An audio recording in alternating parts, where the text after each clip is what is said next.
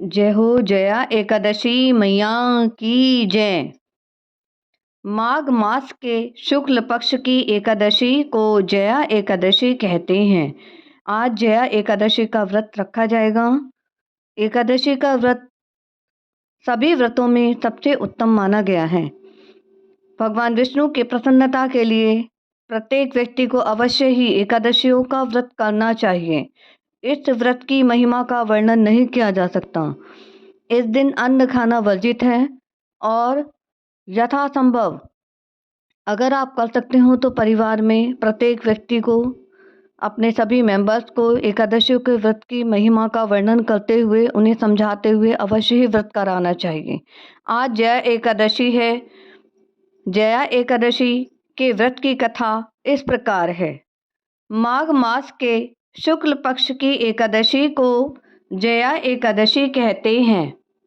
धर्मशास्त्रों में इसे भीष्म एकादशी भी कहा गया है।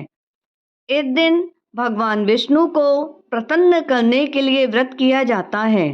धर्मराज युधिष्ठिर भगवान श्री कृष्ण से निवेदन करते हैं कि माघ मास शुक्ल पक्ष की एकादशी को किनकी पूजा करनी चाहिए तथा इस एकादशी का क्या महत्व है। श्री कृष्ण कहते हैं, माघ शुक्ल पक्ष की एकादशी को जया एकादशी कहते हैं। यह एकादशी बहुत ही पुण्यदायी है। इस एकादशी का व्रत करने से व्यक्ति नीच योनि जैसे भूत, प्रेत, पिशाच की योनि से मुक्त हो जाता है। श्री कृष्ण ने इस संदर्भ में एक कथा भी युधिष्ठिर को सुनाई।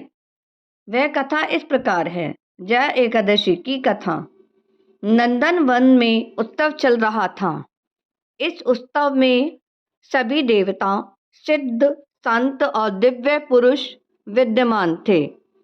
उस समय गंधर्व गायन कर रहे थे और गंधर्व कन्याएं नृत्य प्रस्तुत कर रही थीं। सभा में माल्यवान नामक एक गंधर्व और पुष्पवती नामक गंधर्व कन्या का नृत्य चल रहा था। इस बीच पुष्यवती की नज़र जैसे ही माल्यवान पर पड़ी, वह उस पर मोहित हो गई। पुष्पवती सभा की मर्यादा को भूलकर ऐसा नृत्य करने लगी। सभा की मर्यादा को वो भूल गई और ऐसा नृत्य करने लगी कि माल्यवान उसकी ओर आकर्षित हो। उसके नृत्य से माल्यवान उसकी ओर आकर्षित होने लगा।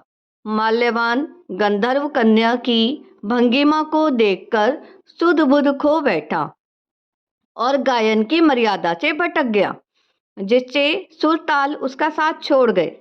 इंद्र को पुष्पवती और माल्यवान के इस अमर्यादित कृत्य पर क्रोध हो आया।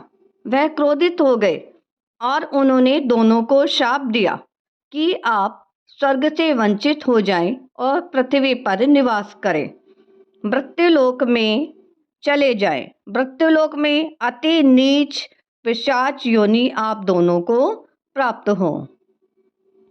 इस श्राप से तत्काल दोनों पिशाच बन गए।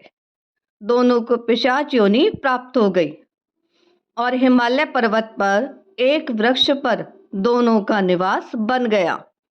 यहाँ पिशाच योनि में इन्हें अत्यंत कष्ट भोगना पड़ रहा था। दोनों बहुत ज़्यादा दुखी थे। अत्यंत कष्टमय जीवन हो गया था इनका। एक बार माघ शुक्ल पक्ष की एकादशी के दिन दोनों अत्यंत दुखी थे। उस दिन वे केवल फलाहार ही रहे। उन्होंने केवल फलाहार ही किया। रात्रि के समय दोनों को बहुत ठंड लग रही थी। बहुत ज़्यादा कांप रहे थे ठंड के कारण। अतः दोनों रात भर साथ में बैठकर जागते रहे। ठंड के कारण सारी रात वो जागते रहे। ठंड के कारण दोनों की मृत्यु हो गई और अनजाने में जया एकादशी का व्रत हो जाने से दोनों को पिशाच योनि से मुक्ति भी मिल गई। दोनों मुक्त हो गए पिशाच योनि से। अब माल्यवान और पुष्पवती पहले से भी सुंदर हो गए और पहले से ज़्यादा सुंदर हो गए, पहले से ज़्यादा सुंदर हो गए और उन्हें स्वर्ग में स्थान मिल गया। देवराज ने जब दोनों को देखा तो चकित हो गए। वो चकित रह गए और पिशाच योनि से उन्होंने पूछा, तुम्हें पिशाच योनि से मुक्ति कैसे मिली? यह पूछने पर माल्यवान ने कहा, यह भगवान विष्णु की जया एकादशी का प्रभाव है। हम इस एकादशी के प्रभाव से पिशाच योनि से मुक्त हुए हैं। इंद्र इससे अति प्रसन्न हुए और कहा कि आप जगदीश्वर के भक्त हैं, भगवान विष्णु के भक्त हैं, इसलिए आप अब से मेरे लिए आदरणीय हैं। आप स्वर्ग में आनंद पूर्वक रहें, आनंद पूर्वक विहार करें। कथा सुनाकर श्री कृष्ण ने यह बताया कि जया एकादशी के दिन जगतपति जगदीश्वर भगवान विष्णु ही सर्वथा पूजनीय हैं। भगवान विष्णु का ही पूजन किया जाता है। जो श्रद्धालु भक्त इस एकादशी का व्रत रखते हैं, उन्हें दशमी तिथि से एक समय आहार करना चाहिए। उन्हें दशमी तिथि से ही एकादशी के नियम को प्रारंभ कर देना चाहिए और दशमी तिथि को सिर्फ पूरे दिन में एक ही बार आहार करना चाहिए। इस बात को ध्यान रखें कि आहार सात्विक हो, तामसिक न हो। सात्विक आहार वो ग्रहण करें।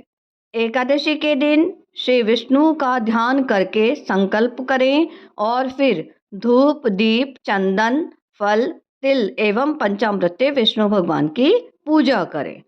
एकादशी का व्रत करने से हमारे सभी पाप नष्ट हो जाते हैं। पूर्व जन्म में ना जाने कितने पाप हम लोगों ने किए होते हैं, हमें खुद भी इसका ज्ञान नहीं होता, लेकिन इन सभी पापों का शमन, इन सभी पापों से छुटकारा सिर्फ और सिर्फ एकादशी के व्रत से हो जाता है।